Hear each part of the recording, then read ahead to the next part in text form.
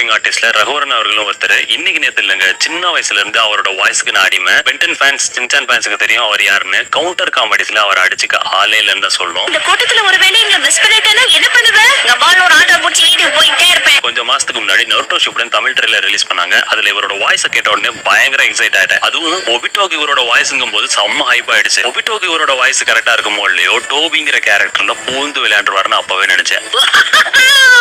இத பார்த்தாலே வாயெல்லாம் ஊர்தே. சாப்பிட்டா எப்படி இருக்கும் உள்ள போயிடும். உண்மையை சொல்லணும்னா நான் எக்ஸ்பெக்ட் பண்ணதை விட பங்கமா கொடுத்திருக்காரு. டோபிக்கே உருத்தான ஸ்டைல்னா ஃபேஸே காட்டாம வாய்ஸ்லயே அந்த கோஃபினஸ் கொடுக்கறதுதான். ஜாப்பனீஸ்ல நம்ம எல்லாரும் பயங்கரமா என்ஜாய் பண்ணிருப்போம் அந்த வாய்ஸை. அது அப்படியே எக்ஸாக்ட் ஒரிஜினல் வெர்ஷன் அளவுக்கு எஃபோர்ட் போட்டு கொஞ்சம் கூட ஒரிஜினாலிட்டி மாறாம கொடுத்திருக்காரு. அதுக்காகவே அவருக்கு பெரிய அப்ளாஸ் கொடுக்கணும். என்ன பொறுத்தவரை இவரை தவிர இந்த கேரக்டருக்கு இவ்வளவு அக்யூரேட்டா யாராலையும் டப்பிங் கொடுத்திருக்க முடியாது. அந்த வாய்ஸ் பார்க்க ஃபன்னியா ஈஸியா இருக்கும். ஆனா வாய்ஸ்ல கூஃபினஸ் கொடுக்கறதெல்லாம் ரொம்ப கஷ்டம்.